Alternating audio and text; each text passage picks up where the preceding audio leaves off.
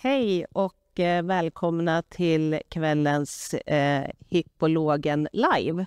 Jag heter Camilla Hed och jobbar här på Wången som ridlärare på Hippologprogrammet bland annat.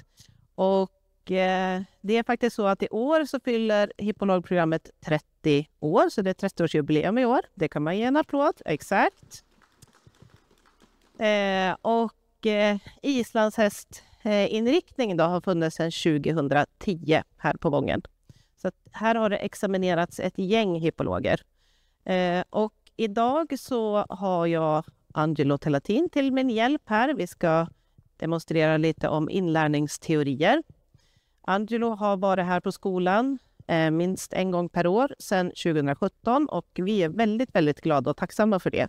För att vi lär oss saker hela tiden som är väldigt bra för våra hästar och vi följer det studenterna lär sig, gymnasieeleverna, alla lär sig av detta.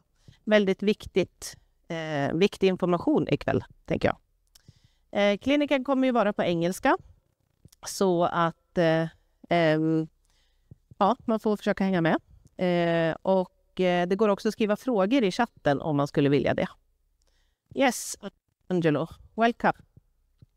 I'm happy to be here. Yeah, we're very glad to have you. So, can you tell us a little bit about you and your little bit journey towards the learning principles? I always say to my student and people in general, I'm the typical example of when someone closes a door in front of you, instead of being unhappy, think that that's the first step of another big door opening on you, in front of you. Because that's what happened to me. I wanted to become a vet and I couldn't do it for multiple reasons. And then I start my career with the horses later because my parents never allowed me to do it. And so I start my career with horses as a trainer. And then at some point in the university that I started doing that had nothing to do with horses, and I was desperate because I moved away from that. The professor from animal psychology that was not even in my university sent me to him because they knew that I was desperate of animals, met me and he asked me, I remember I asked him for a thesis and he was like, well, what do you do? And I says, I ride horses. And then he's like, well, perfect, let's do a thesis on horses. And I'm like, what kind of thesis could you even do with horses? And then he was a professor in animal compared animal psychology. So he's like, let's do a thesis where we compare the learning psychology with the training. And I'm like, and then I start lighting up and then my life start being fulfilled again. And then he basically opened to me a whole world that now I'm thinking back, I'm like, this is what I like. I don't like the life of a vet. But I hadn't even idea back then. The problem was that, it's what we're going to do today, right? So the learning theory are clear. Positive reinforcement, negative reinforcement, positive punishment, negative punishment. How many times did we hear that? And that was my life, right? That was my academic life. And that was my trainer life. And I couldn't match them. It was like this. And then at a certain point, I got hired by the University of Pennsylvania. I'm from Italy. And all of this was happening in Italy. And then I got hired by the University of Delaware Valley University in Pennsylvania to be, like here, a professor. And I had the possibility to torture all the students that I want to and to experiment on all the horses that I want to. And I remember I was there. And then one day with the students during my equine behavior class, the two things got mixed together. And I'm like, I had no idea that was that easy to train a horse. Had no idea all my life. And then it makes sense. And then I kept going and going. And from that point on, it sort of became my life motto. Try to explain people how easy it is and how it makes sense and how easy it is now training almost every horse is from the trail ride horse. I have still a lady from here that came one of our first clinic that she has problem with a horse to go into the forest. She still texts me and thank me how she can now enjoy her horse and go for our country in the forest. To the Olympic rider I had some of the people that asked me for knowledge are in the Olympic team, and because they needed to, it works for them too, to have their horses happier and performing better. So kind of that was my life. And that's what we're going to do today. We are going to have a horse at the end that is going to show you how fast they learn if we use the learning theory in the proper way. Then we're going to have one for now. Then we're going to have a fake horse that I can manipulate better to show you the learning theory. And we're going to apply an experiment with 3 rats to show you how the animals learn. And then we're going to apply all this theory to the horse. It's 1 hour, so there's not a lot that we can do. This is meant to open a window and have you question and understand that there is something that you can do. And then eventually next year we're going to hopefully redo it more live, so you can come and bring your horses and come and then experiment in person the things that I'm going to show you now. Okay. Now, learning theories, we are going to focus, well, there are 3. The main learning theory is non-associative learning, associative learning, and cognitive learning. Let's say that 90% of our training goes through associative learning, operant conditioning, which is divided in 4 quadrants. So reinforcer, which are the one that you do to make the horse do something, and then punisher, which are the one that you do to make the horse not do something. We're going to quickly explain them, and then I'm going to explain them. They're super easy. And then I'm going to explain them why while you are riding, you end up in trouble. Okay? So, first one is the additional reinforcement. So, I have a horse. I need a horse to do something, right? And so, I can use positive reinforcement, which most of you know. So I offer him something. As you can see, he's not interested. And that's the rule number 1. And you need to use something that is specific for the animal that you're using. Now, as you can see, he's scared of me, but he's also interested in food. So that will work with him. Some horses prefer carrots, so you need to, but I'm sure that this is going to work. It was going to work better on him. Okay, so now he wants this one. And he emitted a behavior, right? So, but I remove the case. So this would be your negative punishment. So I had a behavior. So there is something that he wants, behavior. I remove it because that's not what the behavior that I want to. Now, a horse by now have already learned that that's not working and try something else. There. Yeah. And then behavior, reward. So this is basically what happened with horses. I'm going to show you, I'm going to teach him to play with the ball. Although I've seen now he's very, very suspicious of me. So that one might need a little bit more time, but he's definitely going to show you negative reinforcement very well. So again, this was the first behavior. See? Trained perfectly. He knows already, so do the other one. So this would be your negative punishment. You remove what he wants to, and then you punish that behavior. But then I get the one positive, so I offer, and then I positive because I add something after the behavior is performed.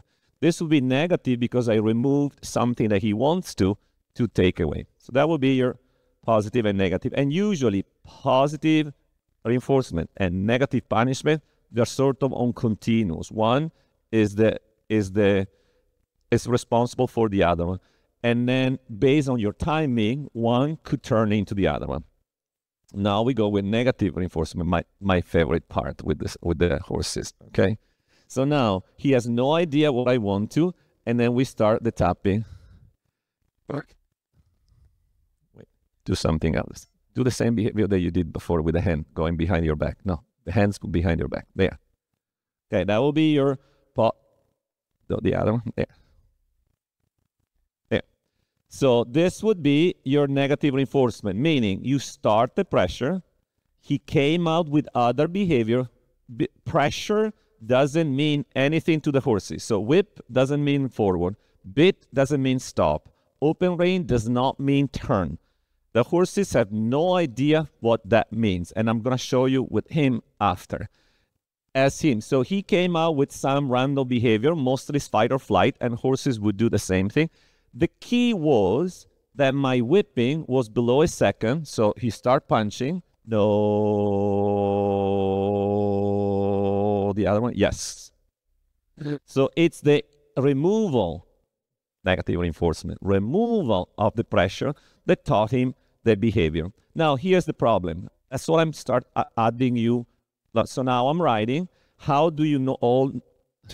So this is my horse. Yeah. How do we normally use the whip? I call it the reload of the arm. Stay there. No, stay there. Just demo. Quiet. I'm not going to hit you. Yeah, yet. Okay, so we use the whip in this way, right? Now, this reloading of the arm, now we're going to go slow motion, right? Now you punch me. Pretend to punch. Like pressure, behavior, release. Pressure, behavior, release. Pressure. So now I'm thinking I need to punish. He's trying to increase his leadership. He's trying to challenge my leadership. I need to be a leader. And so I increase the energy because I need to show him that I'm a leader. Forget the leadership concept. If you don't believe me, you're going to be shocked. But if you don't believe me, Google it. Go on the wolf back. Google it. The guy that came out with the theory of the alpha dog actually asked for forgiveness and he made mistakes. We don't remember that he asked for forgiveness, but we remember that we have the structure, we have a leader, the alpha dog, the beta, and etc. Just Google it, check it. I won't spend time here. But the leadership, it's actually does not exist in horses either. What is happening in reality? Slow motion. Pressure, behavior, release. Pressure, behavior, release. Pressure, behavior. So I'm thinking that I'm using positive punishment. I'm punishing him. In reality, I'm asking him to punch me.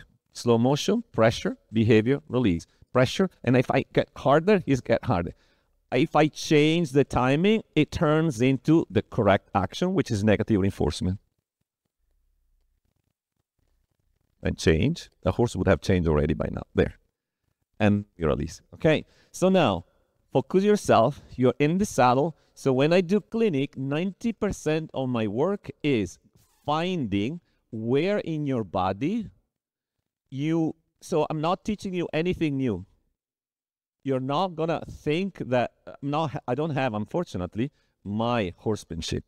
I use the classical horse. You do Icelandic. I just came from Iceland with a clinic for Icelandic horses. You do Icelandic. I just teach you where you break the negative sequence so your horse doesn't understand what you're asking. You do show jumper. I'm a show jumper. I'll teach you how to improve a show jumper where you break. So I check where you break your negative. So to do this one, you need to have a certain position, unlock your arm, use your elbow, and mostly use a dressage whip. And train yourself, turn around, and train yourself to gently keep doing this one. Why not moving the reins, right? And that's, for example, it's one thing. Now, turn around. I'm going to quickly show you, because the theory is easy. I know I'm going to make you, he's going to hate me because I disappear from the camera, and then I reappear from the camera. There. So now, real quick, because I've been told that this is a complex scenario, but we're going to go, I'm going to just want to show you why under saddle it won't work most of the time. So bit is the same thing, right? Bit is pressure. So I'm the horse and I'm walking, right? Now he's keeping contact. This for the horse is yes, no, yes, no, yes, no, yes, no, yes, no. Has no idea what you're asking. Make a video of yourself. Watch the video. Every time that, for a second, there you go. Every time that your rein slack for a split second, that's yes. Every time that it tenses, that's no. So once I found it out, I trained myself for an hour to learn to do this. Now you're the horse, move your hands back and forth. So the average person will hold this hand like this. That's yes, no, yes, no. So I train neutral. Now I'm gonna increase pressure. That pressure, hold it. Yeah, now we have, keep moving your hand. Now we have 5 kilos, and this is no, yes. So turn, yes. Slow down, yes. It's enough that I do it like this way, and this is yes, yes, yes. So if your horse does this, yes, yes, yes, yes. Instead, if you're this, it's like, oh, wait, it's not working anymore. What do I need to do? What do I need to do? Do I need to go down? Yes. I'm going to say the last thing, so then we move on. Check the time. No, we're good. No, we're not. Okay. Last thing. All my friends in America, they say, use your inside voice. Okay, so now there is pressure and pressure. There is the pressure also that the horse thinks that's training me, and the pressure that I am training the horse. So normally we ride like this, pull, pull, just keep pulling, pull, pull, pull, pull. So we have weight, and I go like this. On the horse, you don't feel it because you're on the saddle.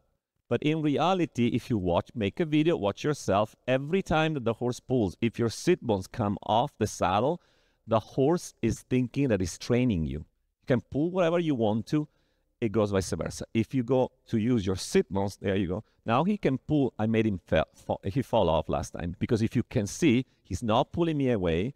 Pull. He's going to balance out himself, and if I let go, he just fall off. Keep pulling. Keep pulling. Now, if he drop his counter, drop it. Drop it. No, drop it. Pull hard and then drop it. There. I'm not falling off because I'm not using, like he's doing, my body. I'm using my core. Now, watch what happened. Keep tension, and I change my hip. So let's go there in tension. So right now, I'm using my core. He's not moving me. Watch, as soon as I change my hip, it just go away. Right? So this is why, even though we know the theory, even though it's easy, even though it's there, we are on the horse and it's not working. It's not working not because the theory doesn't work and then we go back to either on the ground fixing the leadership, or we go to that particular school and then we got that other particular school. No, it's not working because our body, without knowing it, break the negative reinforcement sequence. Okay, so this is a whole world and chapter. Again, if some of you will be happy to wants to explore this one, we can do it next year with a live clinic, because then you have to be here with your horse or with a horse from the school here, where I can start manipulating you and make you feel where you make the mistake and make you feel how you are supposed to do the right thing. This is the whole negative things. Now, the three rats. Before the 3 rats, I can do it with the 3 rats. So there is a big ethical debate, right? Is a negative reinforcement good? Is it positive reinforcement good? We can go on forever. Is it ethical? Is it not ethical? I have my own theory, or I try to respond to the ethical problem in my own way. And the main one is, horses evolved in America. They came to Europe as horses, and then Native American ate them all, and we turned them into domestic animal. So the domestication and the interaction human-horses have saved the life of horses. The 3 rats can come here. So ethically, I think that it's our interaction that save horses. So I want to keep them in the human life. But I need to be ethical and stress-free on all the things that I do, because I have the tool and I have to guarantee that. So one of the most important things for the horses is not the kind of pressure that you're using, but it's called, for not the horses, any animals, including us, is predictability, controllability, which means that I need to predict what's happening and I have a mean to control it. So they did an experiment. We have 1 rat here, 1 rat here. that they don't have to see each other, and then another rat there. Okay, I know. There. So they put the 3 rats in 3 metal cages. Rat number 1 was on a nice cage with nothing, right? Rat number 2 and 3 were on a metal cage. The metal cage, you start with electricity, so they start getting electrocuted. Now, rat number 2 had could predict that the electricity was coming and had the behavior to stop the electricity. Right? Rat number 3 had no idea what to do to stop the electricity. Right? Same punch, identical. The nice thing that was happening, that when rat number 2 was stopping the electricity, both rats were safe at the same time. Then rat number 1, no idea, head was fine, right? Rat number 2,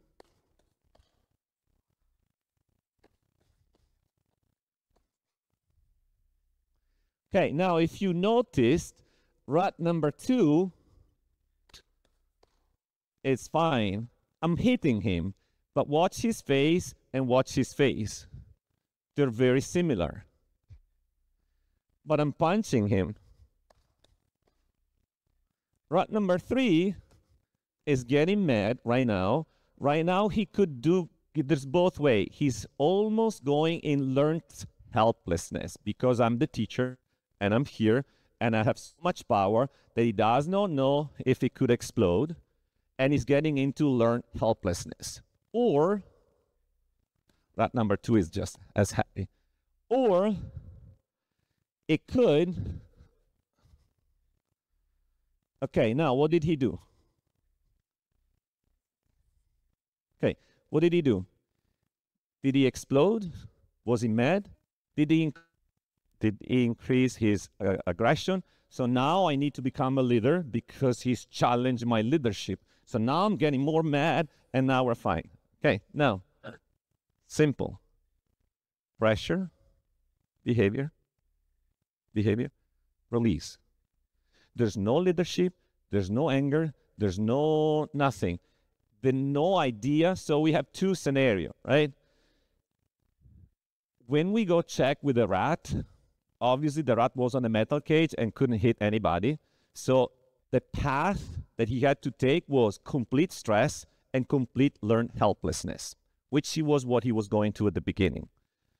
Then, in his case, because he's not dealing with a metal cage that don't move, he's dealing with me, his shift from learned helplessness to try a fight or flight behavior, the fight or flight behavior was successful and he automatically switched as if I was training him to actually do that behavior. Okay, thank you, rats. I think I don't need them anymore.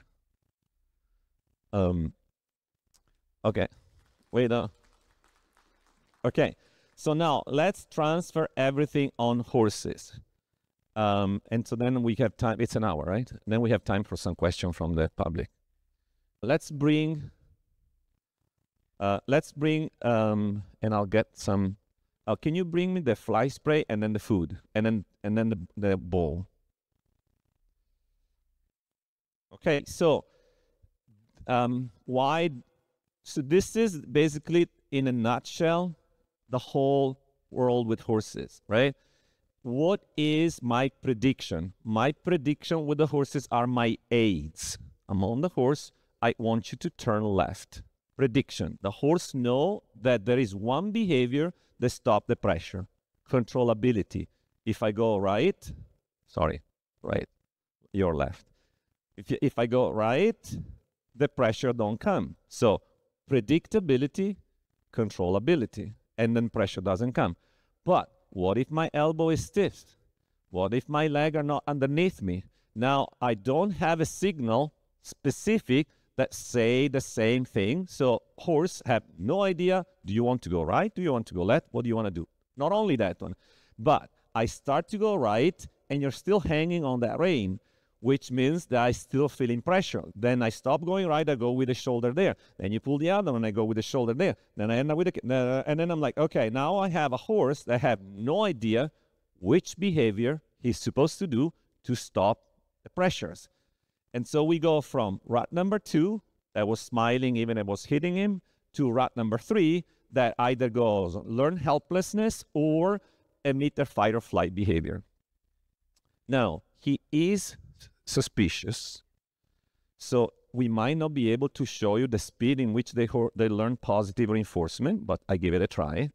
And if we don't, I'll switch to negative reinforcement, which is 90% of what we do is based on negative reinforcement. Best scenario is called combined reinforcement, where you use.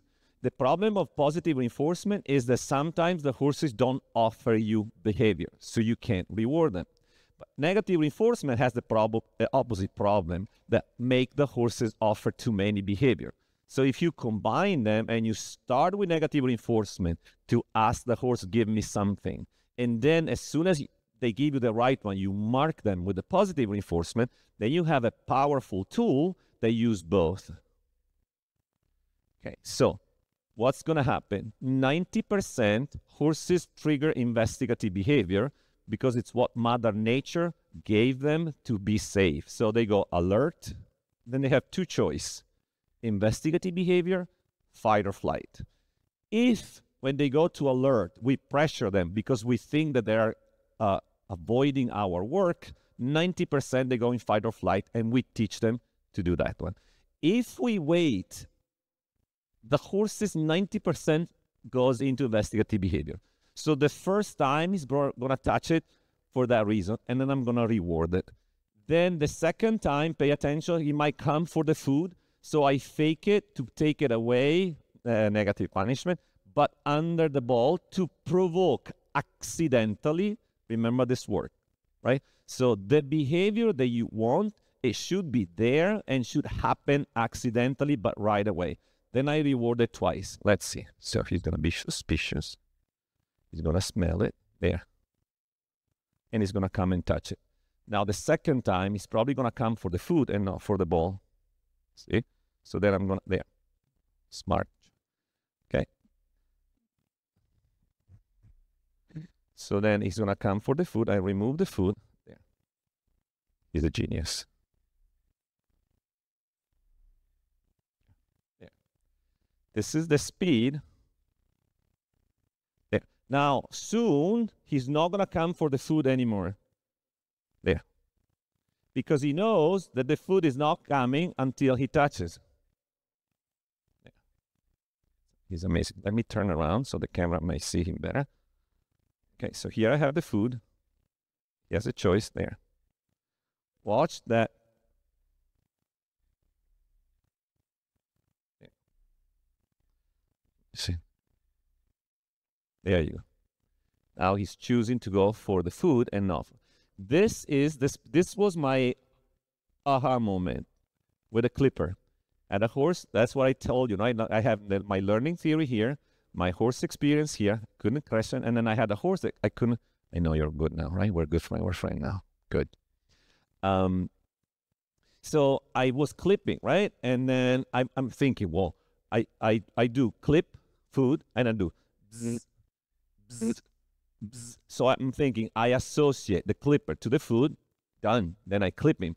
And so that's when I go there, bzz, one, bzz, two. At the third one, the horse is like, I'm not going to eat. If you eat, that turns on. And then I'm like, wait, what just happened? Like 2 repetitions, he already knows what I'm supposed to do it. And now what do I do?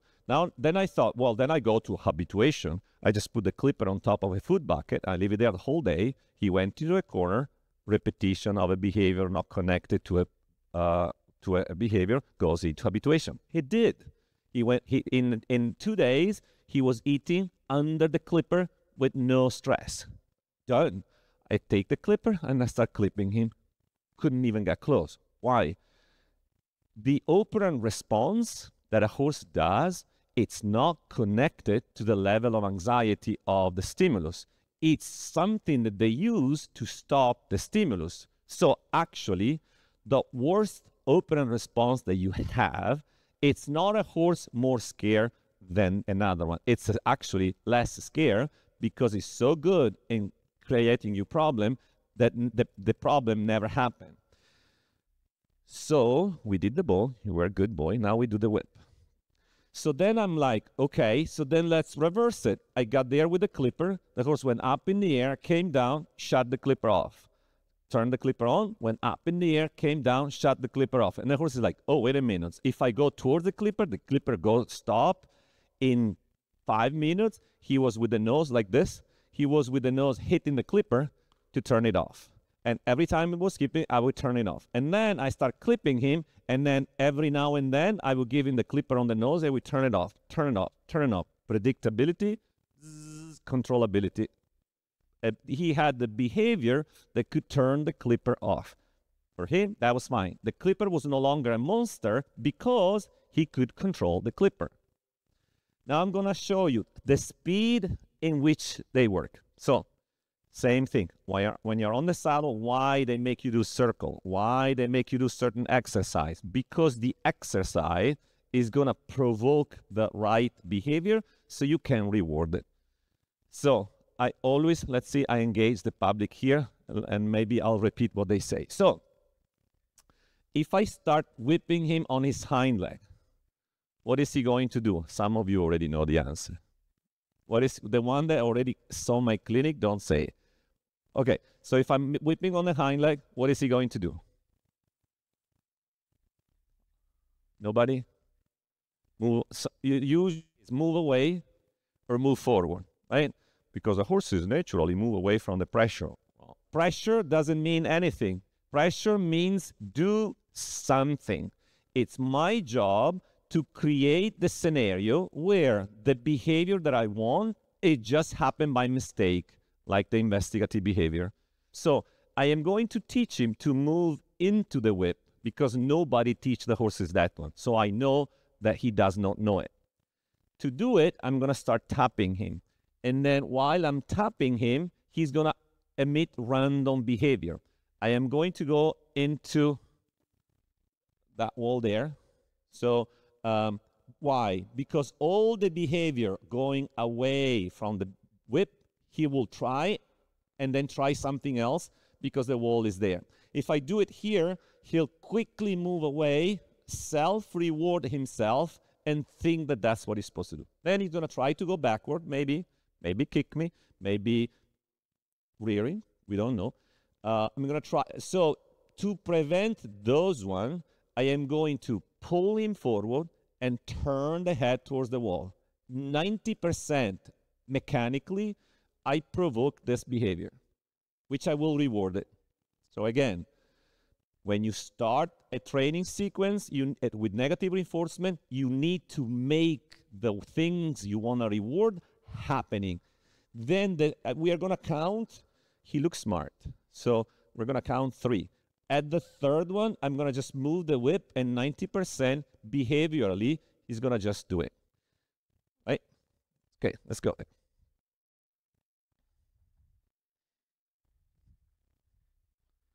Wait, we're going to start tapping, which I don't need it because he's already responding. So he's going to be doing something. He tried to move that direction. He couldn't because there is the wall there. So the position, oh, you're so dense. Now, I'm not using food as positive reinforcement because the timing is completely off. I'm using food as classical conditioning, meaning when we do this exercise, we need to be happy because there is food involved. So try to go out. That doesn't work. Comes in, that work. 2. And yes, if you control it, you're going to see that as soon as he can control the whip, he's also going to relax. That's a no. That's a no. You need to know. I know. That's not the one.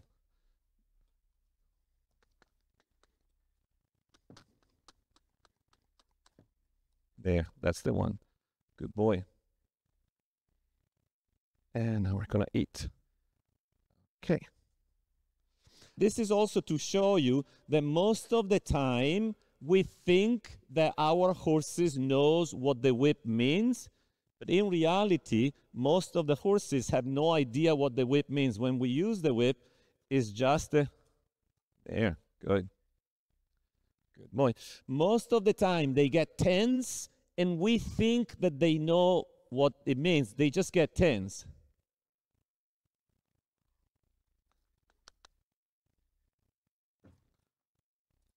There you go. Good boy.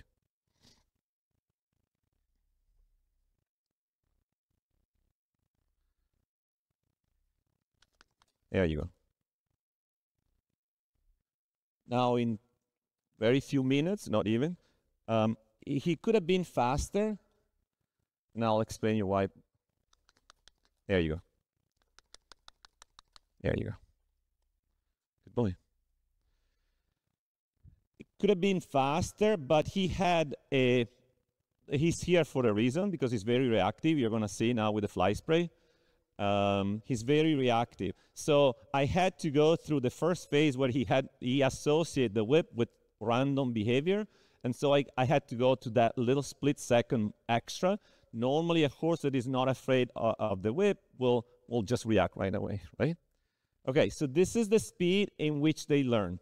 If when I'm riding and I'm using my rein, my leg, my spur, whatever, the horse doesn't learn in 3 repetitions whatever I'm teaching them, they're not stupid, they're not aggressive, they're not stubborn, they're not whatever.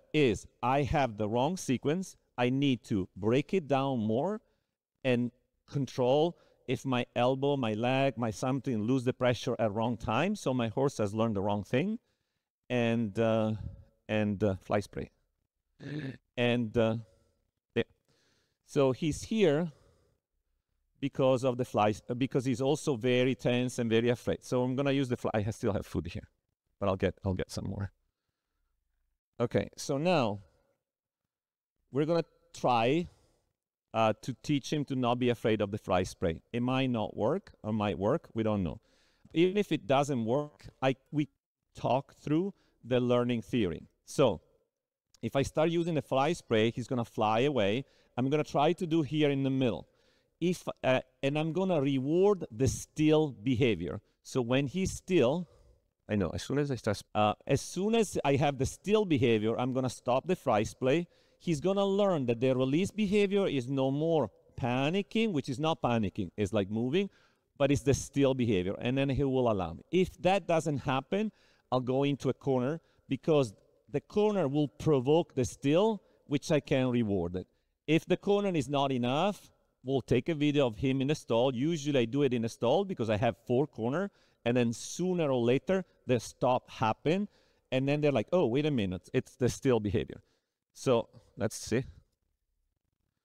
So I keep spraying, spraying, spray, spray, spray, spray, spray, still, and I stop. Spray, stop. Spray, stop. Stop. Stop. Stop. And then slowly I go closer and I stop. And I reward the stop. If he should move, stop. And now I keep going, because we have the ball now in the middle. I keep going until I have the stop.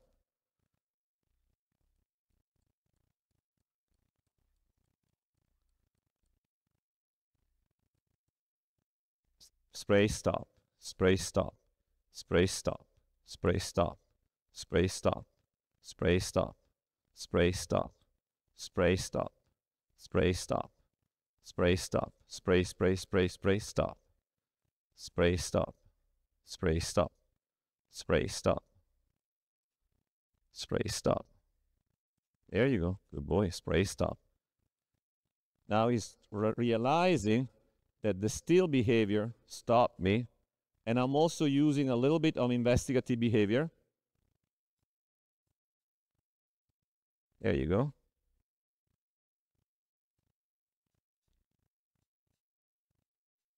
There.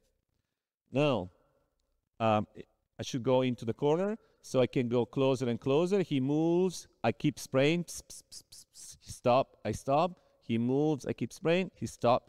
So basically, we are teaching him that the still behavior is the one that releases release the pressure and not the moving behavior. There you go. Pressure, spray, stop. Stop. Stop. Stop. Stop. Stop. Stop. Good.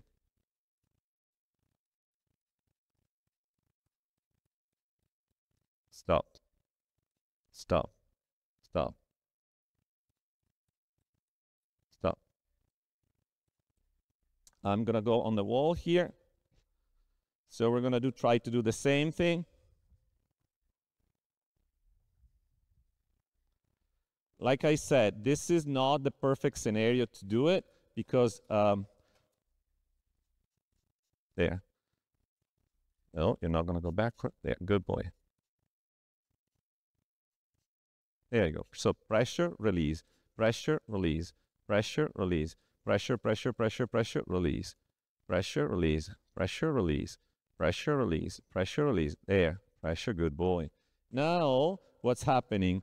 It's the habituation, no? Pressure, pressure, pressure, pressure, pressure, pressure, pressure, pressure, pressure, release.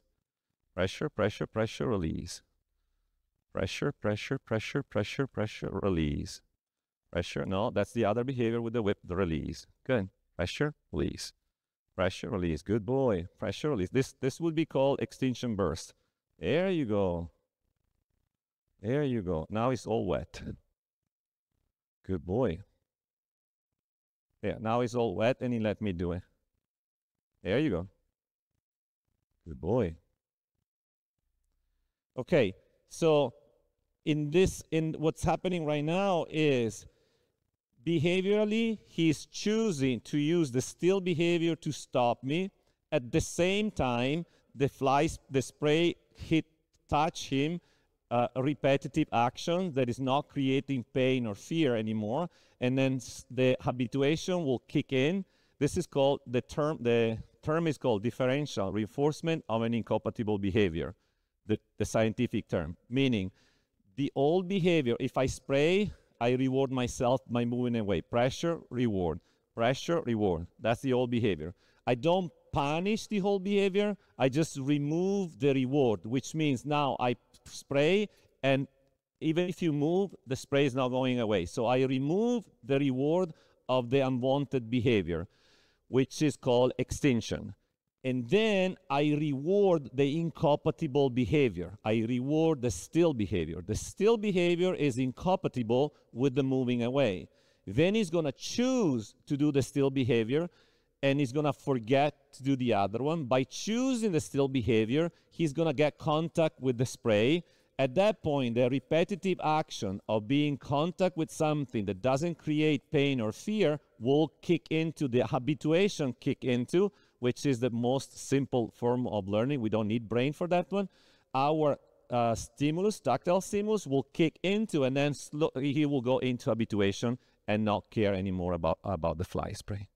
Now, for example, I put my hands, he's raised his head, and that's how they become head shy, right? So because pressure, behavior, release.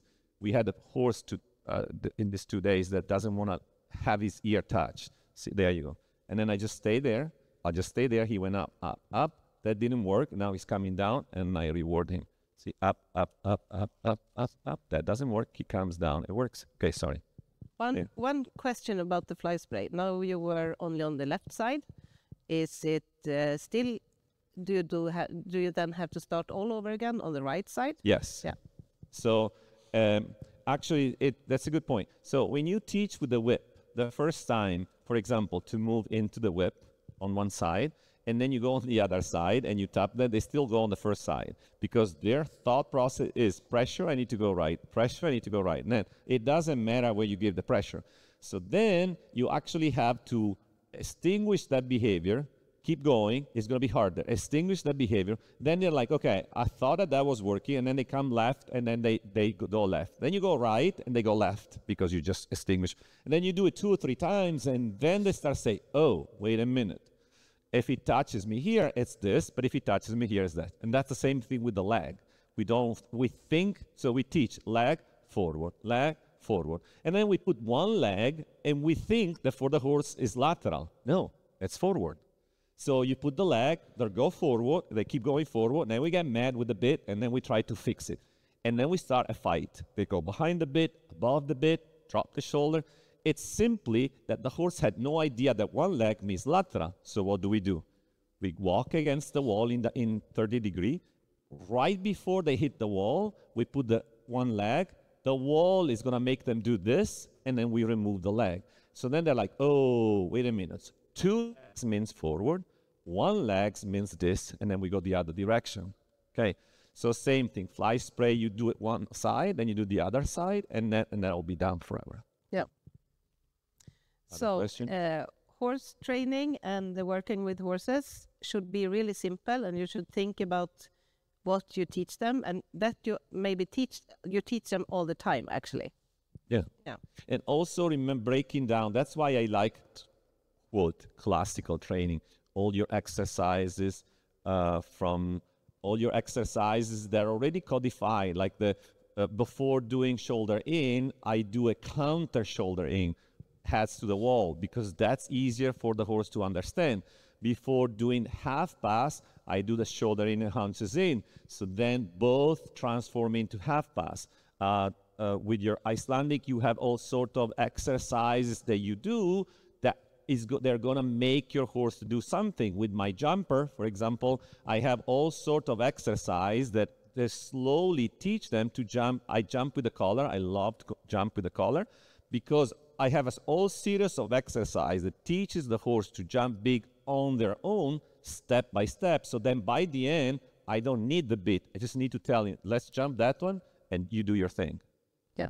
Yes. I wonder about the difference between the two demonstrations we saw.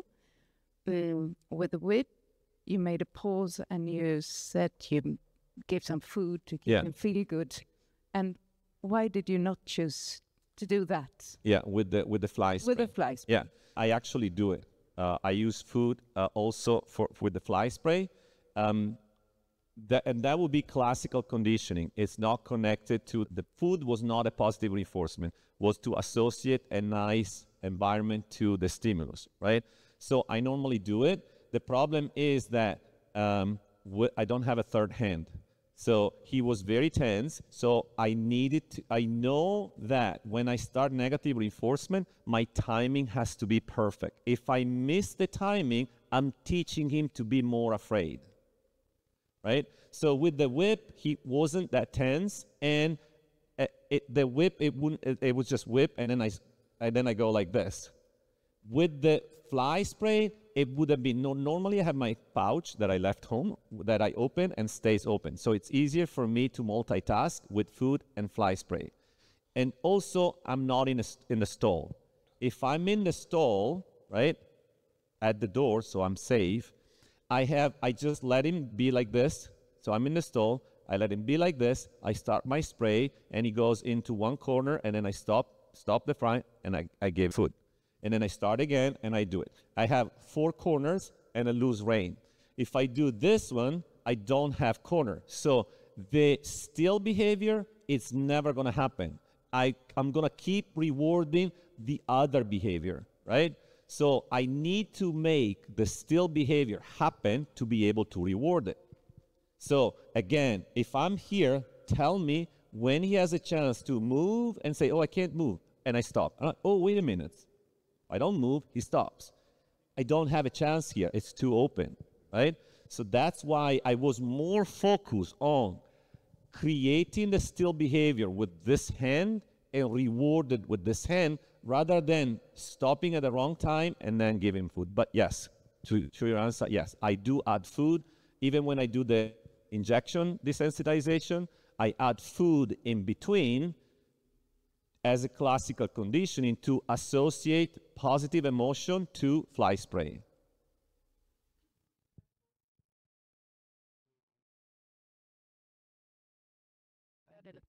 So you don't want to reward tension.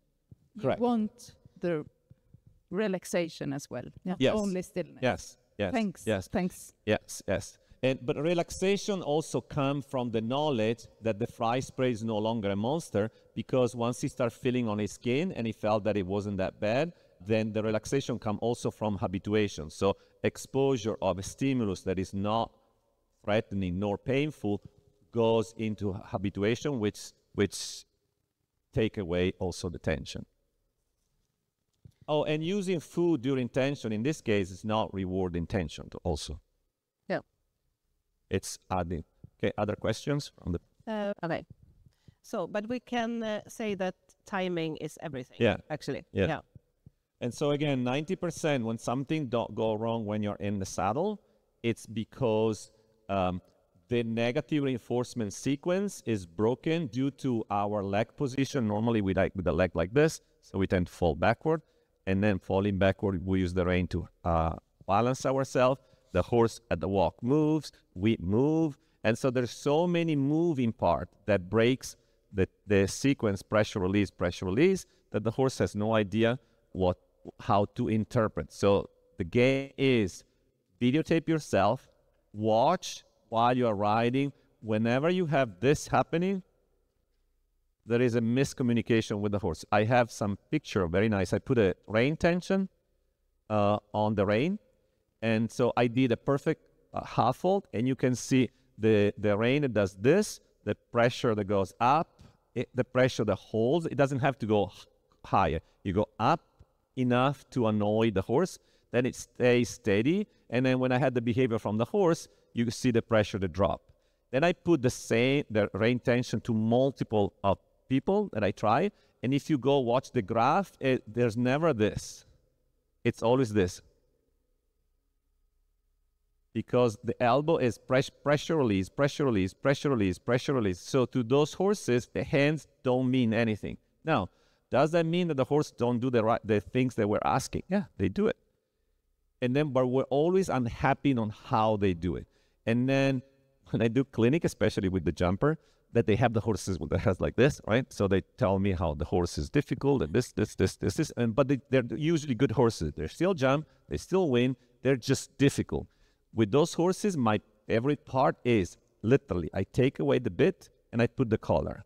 Because I always say, if they're good with the heads like this, means that they don't pay attention at all at the hand, and they have learned to do the good things by following other cue. I take away the bit, put the collar, the horse stop tossing the head, and they exactly do it, the same thing that they were doing with the bit. Because they focus on other part of the body of the rider, because this didn't mean anything to them. Yeah.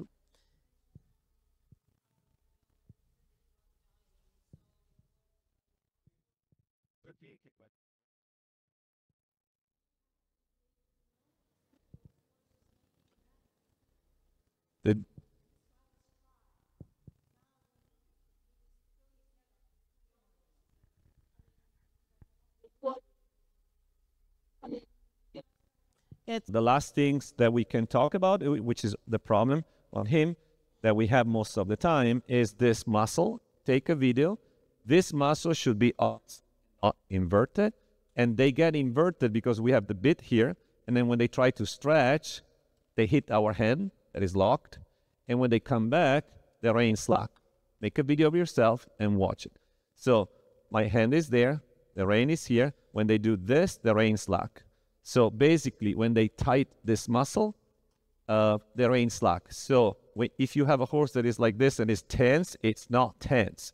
The same horse that exits the stall is going to exit the stall like this. And then you put the bit, and then they go like this, because it's a learned behavior. And that's the most important part, because if they unlock this one here, I know, this one here, which is a sacroiliac joint, let me see if you can, let me show you, let me see if you'll show them. There you go. So if this one unlock, I know, I'm trying to manipulate him, good boy. You know what? I can do it with this one, right? Let me show them. Okay. If this one comes forward, the back lift. If this one goes up, the back drop. There you go. It's more evident with the saddle. But anyway, so that's the biomechanical principle of this is called cervical serratus, which is inside here. The cervical serratus should always be unlocked. If that's unlocked, the back is unlocked and the horse can perform dressage, tolt, canter, pace, jumping, racing, thoroughbred racing, standardbred racing, quarter horse. If this is unlocked, we go better on all of them. If this is locked, everything gets in trouble. And that's 90% happening because of our contact. Yes, thank you, Angelo, for this demonstration. So we're looking forward for next year, and then we might do a clinic here at Wången with more live horses and also riding. Så nu går jag över till att prata lite svenska. Jag tänkte att vi ska bara tacka för oss här på Wången och hoppas att vi ser er igen. Det är alltid lika spännande att ha Angelo här. Det kommer ju även andra väldigt intressanta föreläsare till Wången och våra studenter och elever som går på Hippologprogrammet och gymnasiet och även andra vuxenutbildningar får ju alltid ta del av det här. Om man är på plats då förstås när de här föreläsarna kommer. Om man är intresserad av Hippologprogrammet med inriktning Islands häst så är det antagningsprov i maj i sommar. Och jag tror sista ansökan är runt 14 april kanske. Så kan man gå in på Hippologprogrammets hemsida och titta på information och se vad det är för behörighetskrav och så vidare. Så att vi hoppas att vi ser många här till våren. Och även nästa år då om vi arrangerar en större klinik med Angelo. Ja. Tack så mycket för ikväll. So yesterday we tried to do the desensitization and it's called differential, like I explained, differential reinforcement of an incompatible behavior. So the incompatible behavior is going to be standstill. If he offered the standstill, I'm going to stop and I'm going to teach him that the still behavior stop the sprain. The problem, when we tried him yesterday, we tried in any case, but it was really tense because there were the lights. They were like a little bit, making him a little bit more worried. And so the still behavior couldn't happen by chance because we were in an open area. So I tried to make it happen going towards the wall, but still it was a little bit tense. So we're going to do it here. I'm going to start spraying. He's going to get tense. And then accidentally he's going to stop, and then I'm going to stop, and then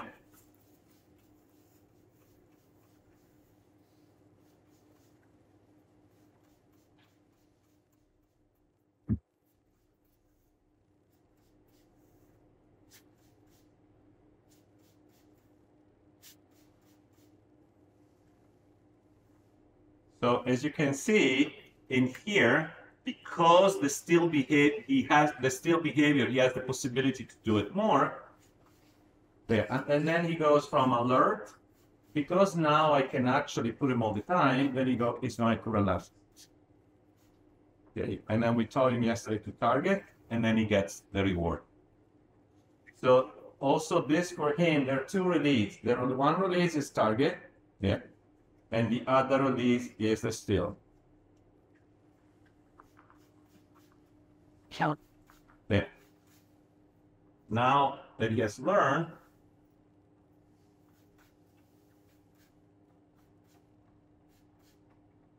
I can do it. Now that he has learned, he should be able to do it even without the corners.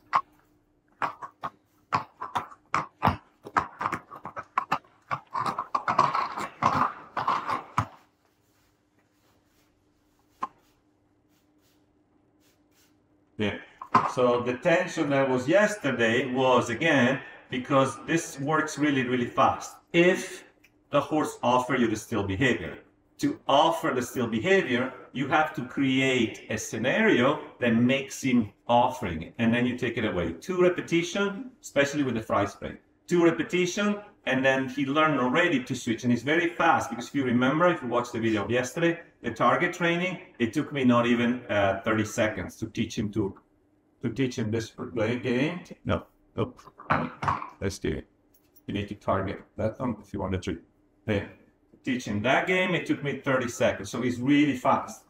In an open arena, he's not going to offer, as a first behavior, he's not going to offer you the still. He's going to offer you the moving around, etc. So he doesn't have the chance to realize which behavioral is this one. And then he kept going with the other. But now that here, in 2 seconds, he has realized it. Good boy. Make sense? Yes.